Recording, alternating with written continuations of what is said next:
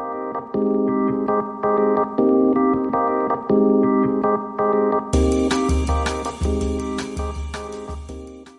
hello everyone, and welcome to Living Your Truth Radio. I'm very excited to be doing something very special today. I am videoing an in-person interview, and I think this is a really fun opportunity. So thank you for listening and thank you for watching. I just want to start off by saying, did you ever meet someone who is high profile and very visible around town, yet when you meet them, they're really down to earth and they keep it real? Well, that's my inspiration today for inviting my guest to come speak with me on Living Your Truth Radio. And so I'm very excited. I am Melanie Fitzpatrick, the host of Living Your Truth Radio, and my guest today is Natalie Benson-Vega, and she is the editor for the Scene column for the Pittsburgh Post-Gazette. And this column chronicles the way we live today and the people who are engaged in making this community a vibrant place to live. Prior to her tenure at the Pittsburgh Post-Gazette, she ran her own lifestyle magazine for 5 years and worked as a licensed mobile therapist. Natalie, welcome to Living Your Truth Radio, and thank you for being with me during my first live in-person videoed podcast. Oh, well, thank you for having me. And it's pretty exciting to get to be the first to do something together, and especially getting to be in this setting. I feel like this all makes sense. It's a mystical moment right here. It is. It's lovely, and I like that your play on that, the mystical moment. It's a perfect segue too, because I want to share with you one of my favorite quotes, and it's by Gary Zukov, author of A Seat of the Soul, and I felt it was appropriate. When the personality comes to serve the energy of the soul, that is authentic power. And so, as you know, I'm really interested to learn about this trajectory of a path you are on, from being in the healthcare industry as a mental health therapist, and now being this really kind of social marketing maven in the Pittsburgh area. And you know, I'm very curious to hear about this awakening that led you to be living in and how your personality has come to serve, you know, the purpose of the soul. So would you share your story with us? Sure. So I did start in the healthcare world. I went to Pitt, and I had a double major in biology and philosophy, and I got into medical school. So I'd always thought I wanted to be a doctor when I was growing up, and both my parents are in the medical field. However, I had always had a creative side to me. I was constantly writing and reading and acting in plays and performing, and I just loved being in front of the camera and doing things in the public realm. And I was quite a ham growing up, of course. But, you know, academically I excelled, and I thought, well, this is what I should do. So when I got the acceptance letter for medical school, I carried it around with me for 3 weeks. I didn't even tell my parents that I'd gotten in, because there was something inside of me that just kept saying no, no. And when you're 21, 22 years old, you don't really know yourself yet. And it's so strange that we encourage children, really, and young people to figure out what they want to do at the age of 18, when you're literally just discovering your spirit, right? Exactly. What does make you tick? Who do you want to be? What kind of person, what kind of power do you want to give to the world?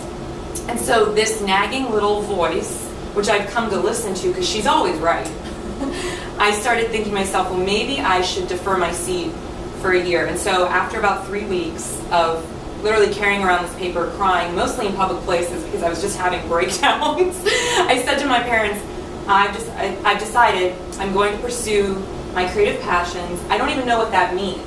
I didn't even know what that meant. I'm going to give it a year. If nothing happens, I'm going to go to medical school. My parents were very supportive. They've always known me to be a very strong-willed person. My mom said there would have been no purpose of arguing with you once you've made up your mind anyway, right?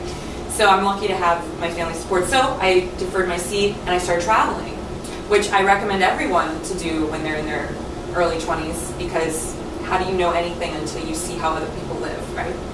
So I was ending up in New York, and I met my soon-to-be business partner. We were talking about ideas about a webzine, and it just came into fruition. And I ended up running that for 5 years, and I had about 14 writers under me, and we got it up to about 25,000 readers a month. But what was great about it was I became this little entrepreneur in my own little way. I was learning how to utilize social media because these things had just started happening in a big way with Twitter and with Facebook. Instagram wasn't even here yet. So I was learning how to utilize free platforms. I was learning how to find the right types of people to work with. I was learning how to let people go. It was just a crash course in all business, all marketing, and writing. I did a ton of writing, obviously, for myself. I started doing a lot of media work, which led me to traveling some more and being on national platforms. And that led me going back to school because I thought I need to have more letters after my name, and I had taken some good advice. And I went back to Pitt and got my master's in social work. So one of the best schools for social work in the country. So I was very lucky that it was right in my backyard because I was like a boomerang all over the country for a while. And while I was going to school and running the webzine, everything was kind of coming into place at the same time. And when I graduated with my degree, I started doing actual social work. I started doing mobile therapy. I was working with people who were living with severe mental health issues and schizophrenia. I was working with homeless populations. I was working with women that had been abused and neglected. And I worked with children with severe mental health issues and sexual trauma. So all of that led to where I ended up being, which was at the Post-Gazette, oddly enough. A woman that had worked with me in 2 Day Mag, which was my old webzine, she was now working at the Post-Gazette, and she was the one that found out about the job opening. Okay. So you see how things, yes. You don't know sometimes when you're walking those paths where you're going, but something keeps telling you just keep going, and so you do, and then you see the connections, and it sometimes takes years, and I'm sure you understand this, right? That where your path lives go, it's not always clear, but I think you have to trust your intuition, and you have to trust your gut, and that little voice that keeps telling you can do this, just keep going. And I always say that success is really like, 5% talent and 95% tenacity, right? You just have to keep pressing forward. And so I ended up getting the job at the PG, and it was quite a revelation because it opened up a whole new world to me of networking, of being in positions of female leadership, of meeting the best and the brightest in the city and getting to collaborate with them and really focus on things that where I was at, I just had to get to that next level to do. But what was great about it was having the background in social work really grounded the scene column and allowed for me to focus not just on the parties, which are fun, but the reasons for the parties existing. Why? Why do we need all of these nonprofits in Pittsburgh? And so I like to say that little bit of street cred really helped the column go in a different direction. And I like to think of the scene as the sunny spot in the Monday paper. And then, of course, the web show. And then I was able to pick up the advice column, which is fun for me because I get to utilize some of those social work skills in a different way. So that's, in a nutshell, that was a long-winded explanation, but that's sort of how it all came into fruition.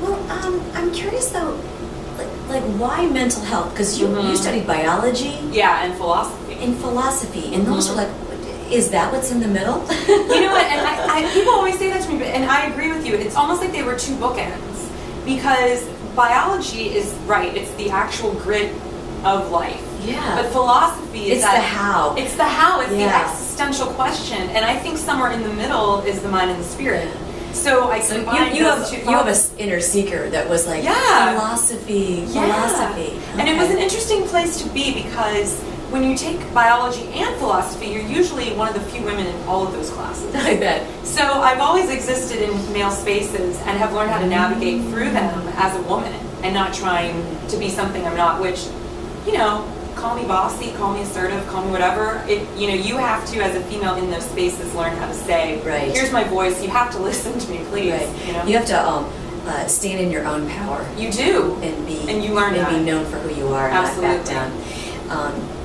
That is so true. And so what I think I really heard was that you didn't have this giant awakening that you were on the wrong path and then you pulled back. That nagging little voice is actually your friend. Right. Because she's your intuition saying, oh, no. This is really where your calling is. Absolutely. Very nice to learn that.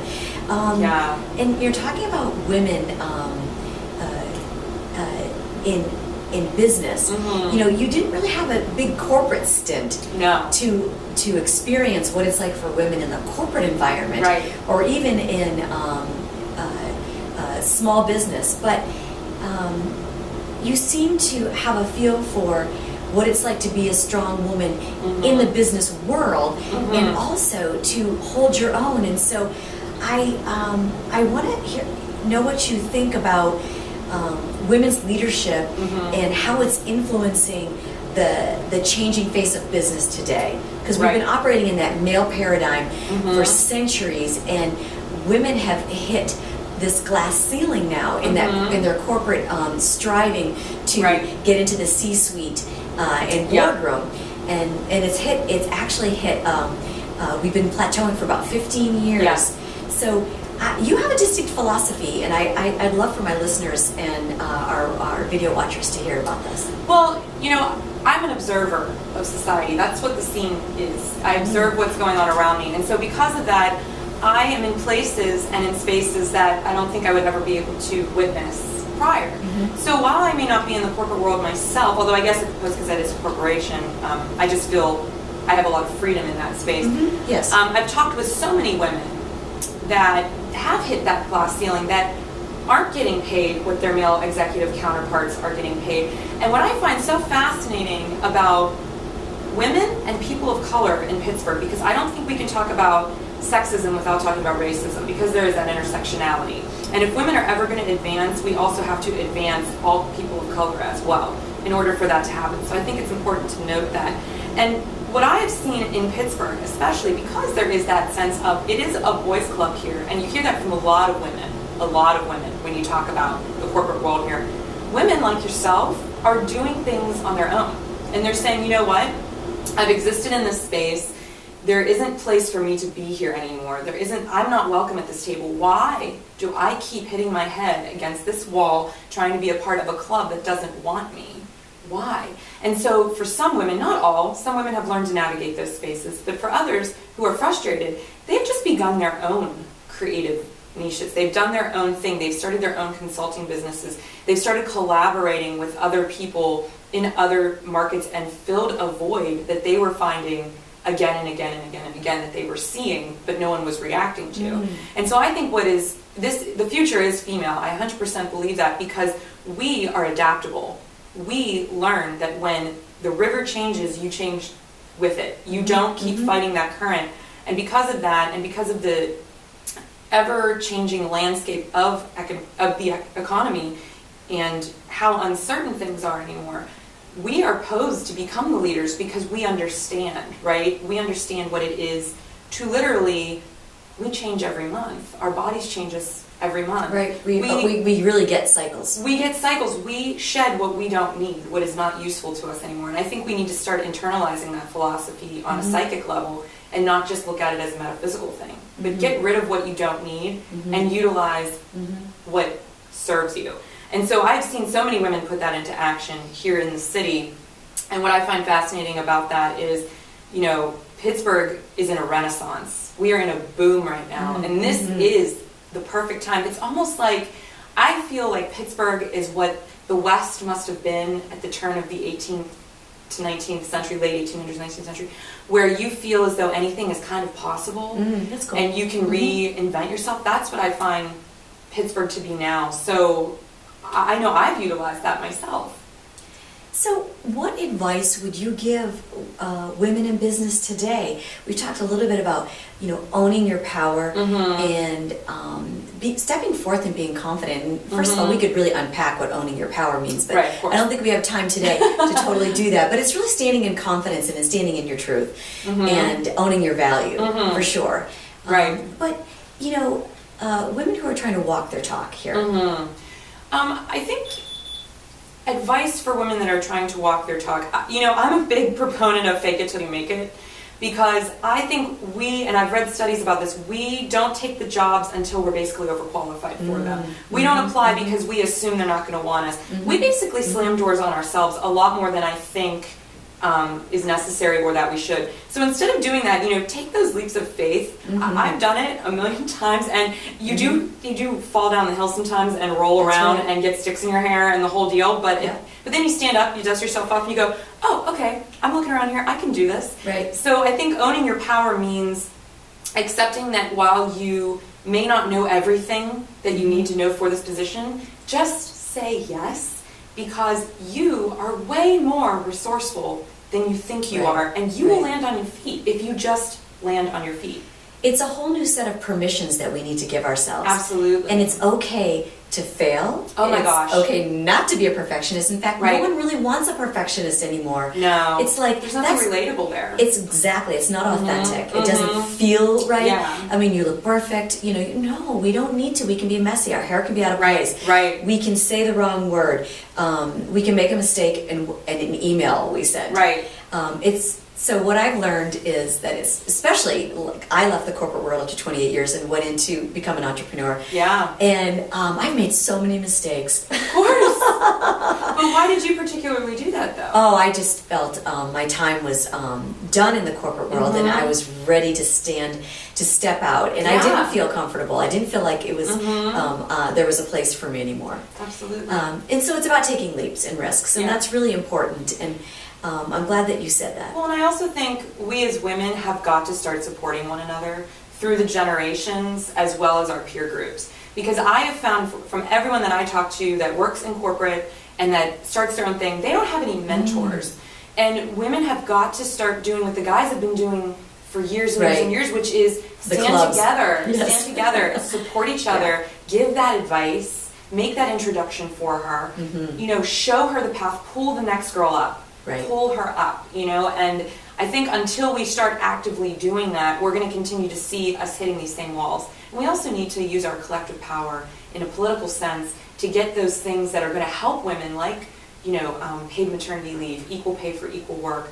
These kinds of things are not going to happen unless they happen on a policy level, and the only way that's going to happen is if we start supporting each other in politics. Right, and we already know that women have dropped out of politics faster than anything. Yeah. Let's talk about a tight all-boys club.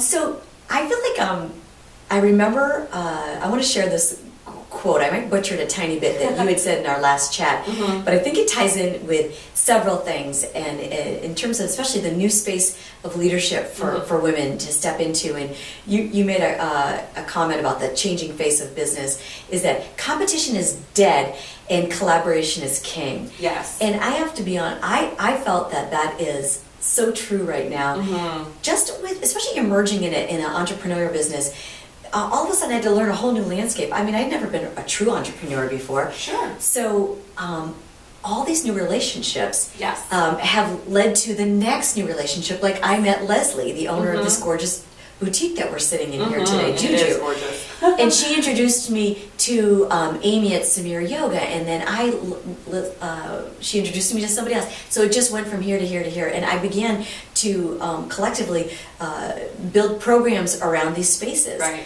And so I feel like collaboration is a new concept where, it's actually, to me, a framework of abundance. Yes. The more we include, the more we get to grow. Everybody gets to grow. It's an all-encompassing kind of mentality. It definitely is, and women are excellent at this because we are relational. We are socialized to be relational creatures. So because of that, we are poised to collaborate. We do it naturally anyway. We do. When we like something, you have to try this product, you have to go to this restaurant, where did you get your hair done? I'm going to go there.